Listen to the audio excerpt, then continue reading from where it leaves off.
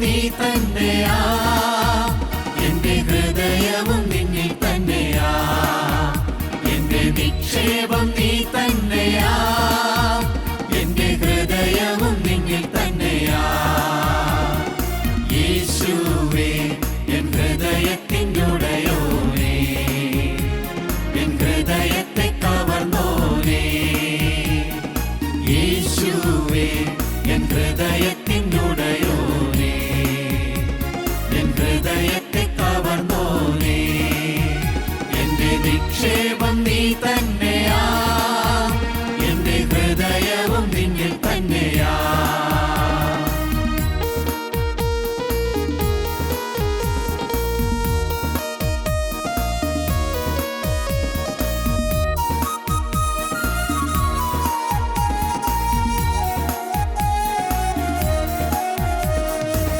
വേഗത്തിൽ വരുമേ, വേഗത്തിൽ വരുമേ, എന്നെയും ചേർത്തിടുവാൻ. വേഗത്തിൽ വരുമേ, വേഗത്തിൽ വരുമേ, എന്നെയും ചേർത്തിടുവാൻ. കണ്ണുനീർ തുടയ്ക്കും യേശുനാഥനെ, മാറാനാഥ മാറാനാഥ. കണ്ണുനീർ തുടയ്ക്കും യേശുനാഥനെ, മാറാനാഥ മാറാനാഥ. എന്റെ നിക്ഷേപം നീ തന്നെയാ, എന്റെ ഹൃദയവും നിന്നിൽ തന്നെയാ.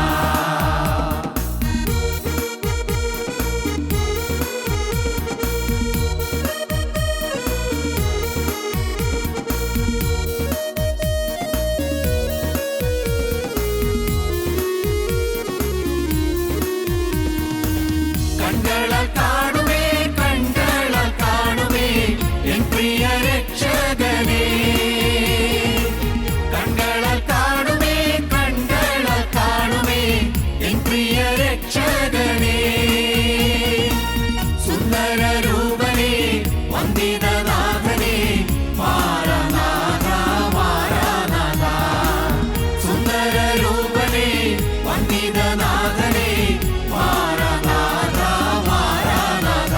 എന്റെ നിക്ഷേപം നീ തന്നെയാ, എന്റെ ഹൃദയവും നിന്നിൽ തന്നെയാ.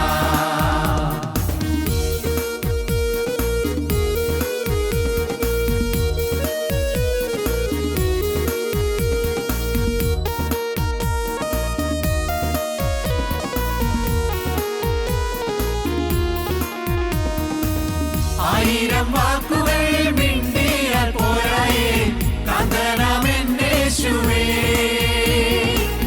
ആയിരം വാക്കുകൾ മിണ്ടിയാൽ പോരായേ, കാന്തനാമെന്നേശുവേ. ദിനംതോറും വേണമേ, വരവോളം വേണമേ, മാറാനാഥ മാറാനാഥ. ദിനംതോറും വേണമേ, വരവോളം വേണമേ, മാറാനാഥ മാറാനാഥ. എന്റെ നിക്ഷേപം നീ തന്നെയാ, എന്റെ ഹൃദയവും നിന്നിൽ തന്നെയാ. എന്റെ നിക്ഷേപം നീ തന്നെയാ, എന്റെ ഹൃദയവും നിന്നിൽ തന്നെയാ. ഞങ്ങളും ക്രൂശിക്കപ്പെട്ട ക്രിസ്തുവിനെ പ്രസംഗിക്കുന്നു. ദൈവ തിരുനാമത്തിന് മഹത്വം ഉണ്ടാകട്ടെ. പത്രോസ് എഴുതിയ രണ്ടാമത്തെ ലേഖനം 2-ാം അധ്യായം 5-ാം വാക്യം. പുരാതന ലോകത്തെയും ആദരിക്കാതെ ഭക്തി കെട്ടവരുടെ ലോകത്തിൽ ജലപ്രളയം വരുത്തിയപ്പോൾ നീതിപ്രസംഗിയായ നോഹയെ 7 പേരോടുകൂടെ പാലിക്കുകയും. പുരാതന ലോകത്തെയും ആദരിക്കാതെ ഭക്തി കെട്ടവരുടെ ലോകത്തിൽ ജലപ്രളയം വരുത്തിയപ്പോൾ നീതിപ്രസംഗിയായ നോഹയെ 7 പേരോടുകൂടെ പാലിക്കുകയും ചെയ്തു. ദൈവത്തിന് സ്തോത്രം. നീതിപ്രസംഗിയായ നോഹ ദൈവനീതിയെക്കുറിച്ച് പ്രസംഗിച്ചു. ദൈവനീതിയെക്കുറിച്ച് പ്രസംഗിച്ചു. എന്താണ് ദൈവനീതി? നിങ്ങളൊന്നും ചെയ്യണ്ട, അതാണ് ദൈവനീതി. നിങ്ങളുടെ പ്രവൃത്തി ഒന്നും വേണ്ട, ഈ പെട്ടകത്തിലേക്ക് കയറിയാൽ മതി. ഈ ഞാൻ ഉണ്ടാക്കിയിരിക്കുന്ന ഈ പെട്ടകത്തിൽ നിങ്ങൾ കയറിയാൽ മാത്രം മതി. അവിടെ സുരക്ഷിതമാണ്, അവിടെ വഴക്കില്ല, അവിടെ പുള്ളിപ്പുലിയും ചെന്നായും ആട്ടിൻകുട്ടിയും എല്ലാം ഒരുമിച്ച് വസിക്കും. അവിടെ മാൻപേടയും കടുവയും ഒരുമിച്ച് വസിക്കും. അവിടെ പരസ്പരം തർക്കമില്ല, അവിടെ വൈരാഗ്യമില്ല, അവിടെ പകയില്ല, അവിടെ വിദ്വേഷമില്ല. ഈ പെട്ടകത്തിനകത്തേക്ക് കയറിയാൽ മതി. നിങ്ങൾ ഒരു പ്രവൃത്തിയും ചെയ്യണ്ട, ഒരു പുണ്യപ്രവൃത്തിയും ചെയ്യണ്ട. നിങ്ങൾ അതിനു വേണ്ടി നമസ്കാരം ചൊല്ലുകയോ നിങ്ങൾ അതിനു വേണ്ടി കുമ്പിടുകയോ ഒന്നും ചെയ്യണ്ട. നിങ്ങൾ ഒന്നും ചെയ്യണ്ട. നിങ്ങൾ അതിനുവേണ്ടി പള്ളിപ്പെരുന്നാൾ ഏറ്റുകഴിക്കുകയോ നിങ്ങൾ അതിനുവേണ്ടി നിങ്ങൾ റാസ പോവുകയോ അല്ല, നിങ്ങൾ തീർത്ഥയാത്ര നടത്തുകയോ ഒന്നും ചെയ്യണ്ട. ദൈവത്തിന് സ്തോത്രം. നിങ്ങളൊരു കാര്യം ചെയ്താൽ മതി. ഈ പെട്ടകം ഇവിടെ ഒരുക്കി വെച്ചിരിക്കുന്നു. ഒരു വാതിലുണ്ട്, ഒരേ ഒരു വാതിലുണ്ട്. ആ വാതിലിൽ കൂടി പെട്ടകത്തിനകത്ത് പ്രവേശിച്ചാൽ മാത്രം മതി. പെട്ടകം ഒരുക്കിയിട്ട് നിങ്ങളൊന്നും ചെയ്യേണ്ട, പെട്ടകം ഒരുക്കുകയും ചെയ്യേണ്ട. അതെല്ലാം ഇവിടെ ചെയ്ത് കഴിഞ്ഞിരിക്കുന്നു. ഒരുക്കി വച്ചിരിക്കുന്ന, പണിത് പൂർത്തീകരിച്ചിരിക്കുന്ന, എല്ലാം നിവർത്തിച്ചിരിക്കുന്ന പെട്ടകത്തിലേക്ക് കടന്നാൽ മാത്രം മതി. അവിടെ സുരക്ഷയുണ്ട്, അവിടെ സുഭദ്രതയുണ്ട്, അവിടെ രക്ഷയുണ്ട്. അങ്ങോട്ട് ഒരു കാരണവശാലും വെള്ളം കടക്കുകയില്ല. പ്രളയജലം കടക്കാതെ വണ്ണം നല്ലപോലെ സംരക്ഷണമുള്ള ഈ പെട്ടകത്തിലേക്ക് നിങ്ങൾ കയറിക്കൊള്ളൂ. ഇതാണ് നീതി പ്രസംഗിയായ നോഹ ചെയ്തത്. നോഹ പ്രസംഗിച്ചു, നീതി പ്രസംഗിച്ചു, ദൈവനീതിയെ പ്രസംഗിച്ചു. ഇതാണ് ദൈവനീതി. ദൈവനീതി മനുഷ്യൻ്റെ നന്മയൊന്നും വേണ്ട, മനുഷ്യൻ്റെ ഗുണങ്ങളൊന്നും വേണ്ട, മനുഷ്യൻ്റെ മേന്മകളൊന്നും വേണ്ട, മനുഷ്യൻ്റെ സൽപ്രവൃത്തികളൊന്നും വേണ്ട. അതെല്ലാം ഉണ്ട് എന്ന് പറഞ്ഞാലും ഓരോ സൽപ്രവൃത്തിയുടെയും പിന്നിൽ ചില ചീത്ത മോട്ടീവ്സ് ഉണ്ട്. ഒരാൾ ഒരു ഉപകാരം ചെയ്യുന്നു, ഒരു സഹായം ചെയ്യുന്നു. എന്താണ്? ഒരു വീട് കൊടുക്കുന്നു. വീട് കൊടുക്കുമ്പോൾ കൊടുക്കുന്ന ദിവസം എല്ലാ ചാനലുകാരെയും വിളിക്കുന്നു, പത്രക്കാരെ വിളിക്കുന്നു, പത്രപ്രതിനിധികൾ വിളിക്കുന്നു.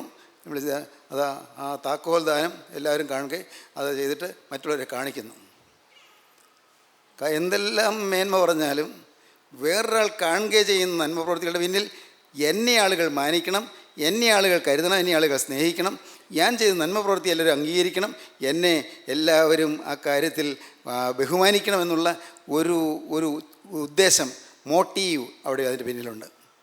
നന്മ പ്രവൃത്തികളുടെ പിന്നിൽ പോലും ചില ചീത്ത മോട്ടീവ്സ് ഉണ്ട്, അല്ലെങ്കിൽ സ്വാർത്ഥപരമായ ഉദ്ദേശങ്ങളുണ്ട്, സ്വന്തമായ ചില ഉദ്ദേശങ്ങളുണ്ട്.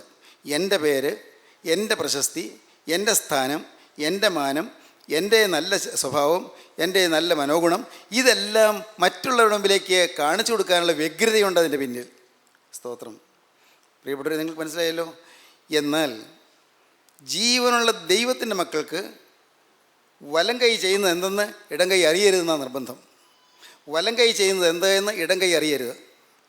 എൻ്റെ ഈ വലത്തെ കൈ കൊണ്ട് ഞാൻ നന്മ ചെയ്യുന്നു, ഇടത്തെ കൈ പോലും അറിയരുത് എന്ന് പറഞ്ഞാൽ വേറെ ആരും കാണാതെ രഹസ്യമായിട്ട് ഉപകാരം ചെയ്യുന്നു, വേറെ ആരും അറിയാതെ രഹസ്യമായിട്ട് ഉപകാരം ചെയ്യുന്നു. മനുഷ്യരുടെ പ്രീതി വേണ്ട, മനുഷ്യരുടെ ബഹുമതി വേണ്ട, മനുഷ്യരുടെ പ്രത്യേകമായ അഭിനന്ദനം വേണ്ട, മനുഷ്യരുടെ അനുമോദനം വേണ്ട, മനുഷ്യരുടെ പരിഗണന വേണ്ട.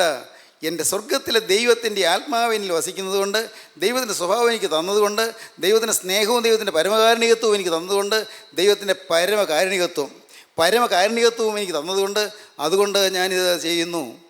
മനുഷ്യരെ കണ്ടല്ല, മനുഷ്യരെ കാണിക്കാനല്ല. ഇതാണ് സാക്ഷാൽ ആത്മീയമായ വീക്ഷണം. ദൈവത്തിന് സ്തോത്രം. മനുഷ്യനൊന്നും ചെയ്യണ്ട, എല്ലാം ദൈവം ചെയ്ത് പൂർത്തീകരിച്ചു. അതാണ് നീതിപ്രസംഗിയായ നോഹ ചെയ്തതാണ്. മനുഷ്യനൊന്നും ചെയ്യണ്ട, നിങ്ങളുടെ പ്രവൃത്തികളെല്ലാം കറ പെരേണ്ട തുണിയാണ്. നീതിപ്രവൃത്തികളൊക്കെയും കറ പെരേണ്ട തുണിയെന്ന് യെശയ്യാവ് പറയും. നിങ്ങളുടെ നീതിപ്രവൃത്തികളൊക്കെയും കറ പെരേണ്ടതാണ്. അതിൻ്റെ പിന്നിൽ ചില ഈവിൾ മോട്ടീവ്സ് ഉണ്ട്, ചീത്തയായ ഉദ്ദേശങ്ങളുണ്ട്. ഏത് നന്മ പ്രവൃത്തി ചെയ്യുന്നതിന് പിന്നിൽ. എന്തിന്? നിങ്ങൾ പ്രാർത്ഥിക്കുമ്പോൾ ആ പ്രാർത്ഥന ഒരു 4-5 പേര് കൂടി ഇരുന്നുള്ള പ്രാർത്ഥനയാണ്.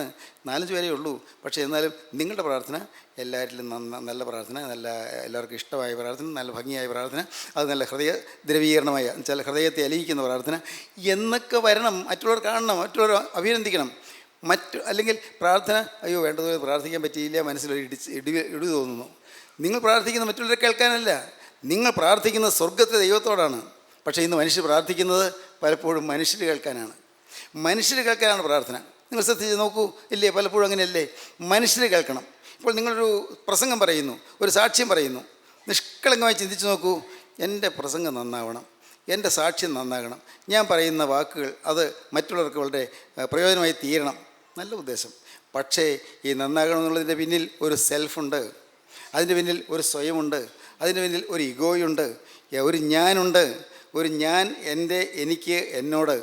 ആ ഒരു ഞാൻ എന്ന ആശയഗതി ഉള്ളതുകൊണ്ട് നമ്മുടെ പ്രാർത്ഥന പോലും ദൈവസന്നിധിയിൽ സ്വീകാര്യയോഗ്യമായി സ്വീകരിക്കപ്പെടുന്നില്ല.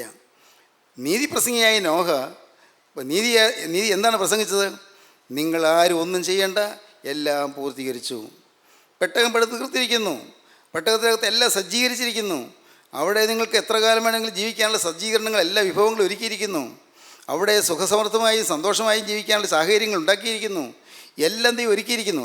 എല്ലാം പൂർത്തീകരിച്ചിരിക്കുന്നു. It is finished. ഇതെല്ലാം നിവൃത്തിയായി പൂർത്തീകരിച്ചു. ദൈവത്തിന് സ്തോത്രം. അതാണ് ഗോകുൽത്തായിൽ മുഴങ്ങിക്കേട്ട ശബ്ദം. ഗോകുൽത്തായിൽ മുഴങ്ങിയ ശബ്ദം, കാൽവരി ക്രൂശിൽ മുഴങ്ങിയ ശബ്ദം നിവൃത്തിയായി എന്നാണത്. മനുഷ്യനെ ഒന്നും ചെയ്യേണ്ട, എല്ലാം ഞാൻ പൂർത്തീകരിച്ചു തന്നിരിക്കുന്നു. ഇത് മനസ്സിലാക്കുന്നതിന് വലിയ കൃപയാണ് കേട്ടോ. പിതാവേ, സ്വർഗത്തിന് ഭൂമിക്കും കർത്താവായുള്ളവേ, നീ ഇത് ജ്ഞാനികൾക്കും വിവേകികൾക്കും മറച്ച് ശിശുക്കൾക്ക് വെളിപ്പെടുത്തിയതുകൊണ്ട് ഞാൻ നിന്നെ വാഴ്ത്തുന്നു. അതേ പിതാവേ, ഇങ്ങനെയല്ലോ നിനക്ക് പ്രസാദം തോന്നിയത്. ഇത് നിങ്ങൾക്കിപ്പോൾ മനസ്സിലാക്കുക എന്ന് പറയുന്നത് പോലും ഒരു അത്ഭുതമാണ്.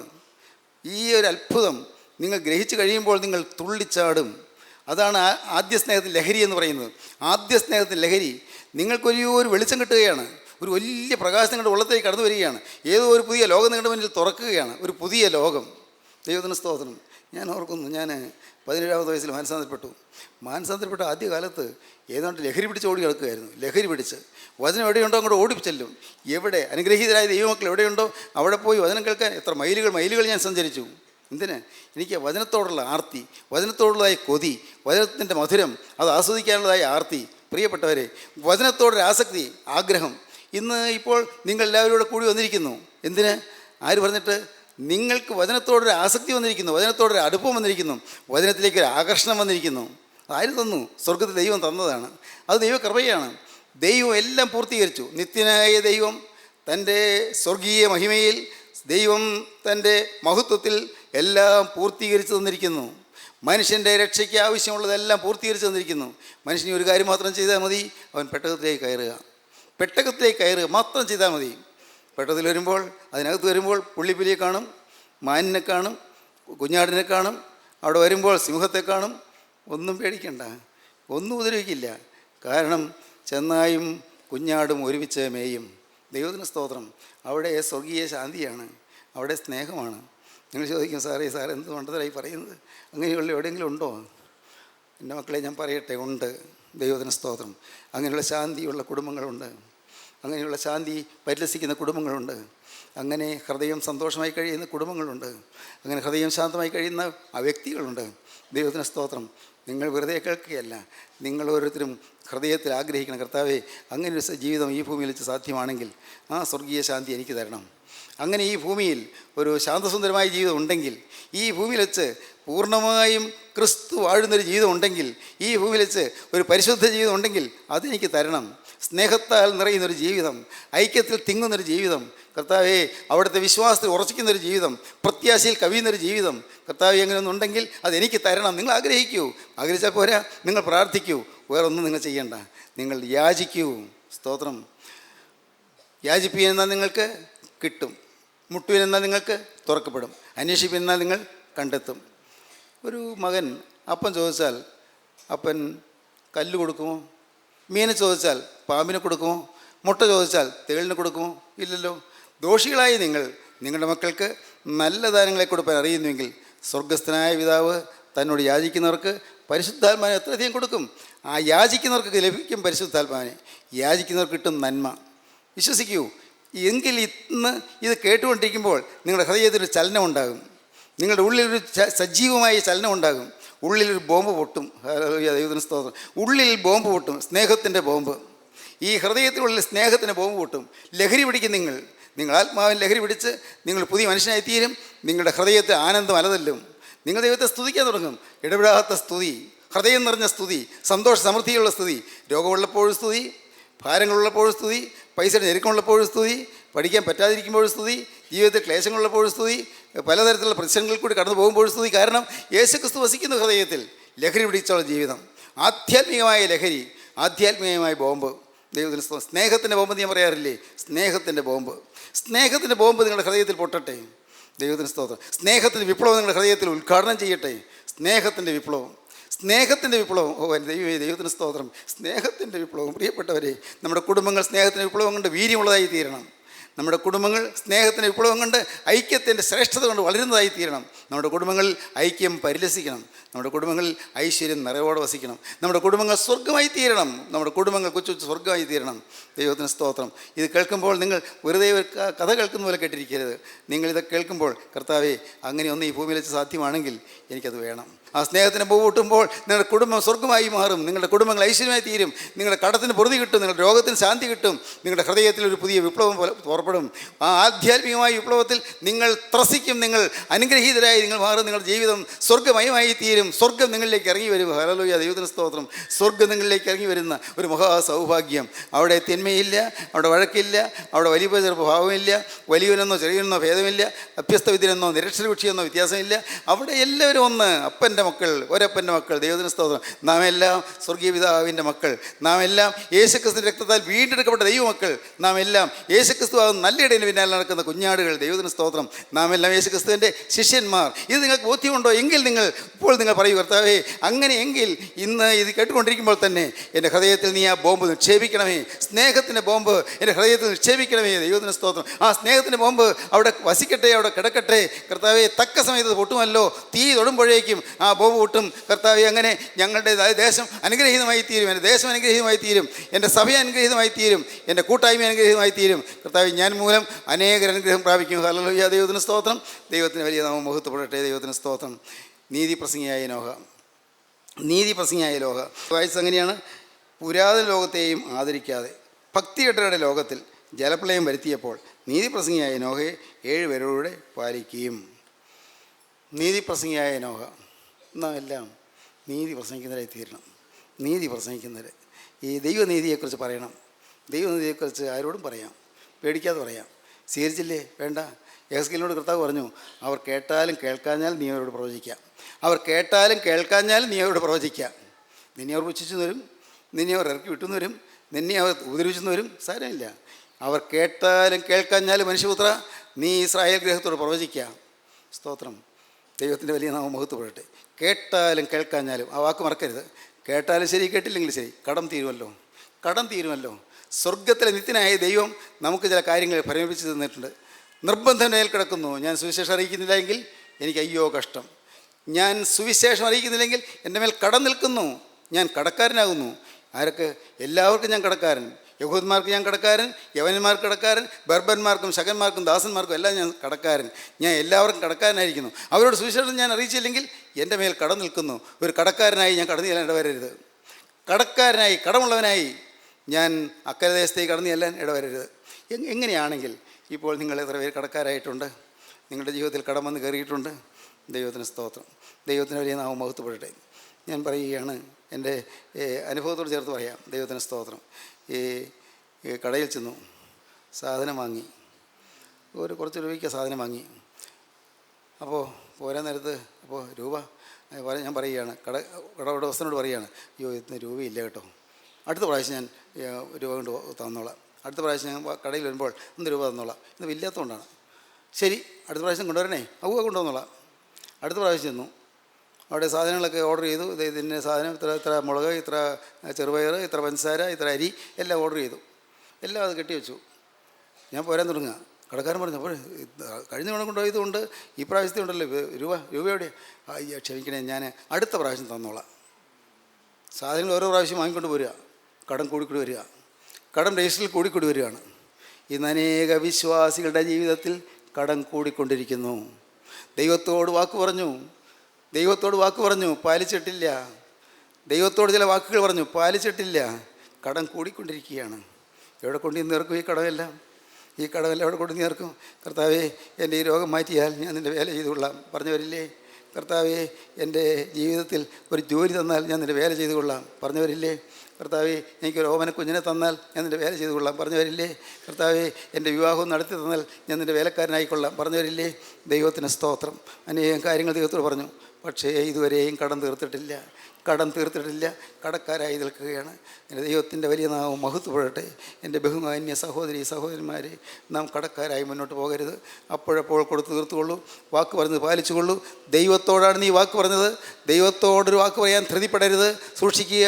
ദൈവത്തോടൊരു വാക്ക് പറഞ്ഞാൽ നീ അത് പാലിച്ചു കൊള്ളണം. എൻ്റെ ജീവിതം നിനക്ക് എന്ന് പറഞ്ഞു. ഇനി ഞാൻ പാപം ചെയ്യുകയില്ല എന്ന് പറഞ്ഞു. ഇനി ഞാൻ പണാഭരണം നടത്തുകയില്ല എന്ന് പറഞ്ഞു. കർത്താവേ, ഇനി ഞാൻ കള്ളക്കണക്ക് എഴുതുകയില്ല എന്ന് പറഞ്ഞു. കർത്താവേ, ഞാൻ ജോലി ചെയ്യുന്ന സ്ഥാപനത്തിൽ നിന്ന് പൈസ ഞാൻ തന്ത്രത്തിൽ തട്ടിയെടുക്കുകയില്ല എന്ന് പറഞ്ഞു. തീരുമാനങ്ങൾ പറഞ്ഞതാണ്. പക്ഷേ പിന്നെയും തെറ്റിച്ചില്ലേ?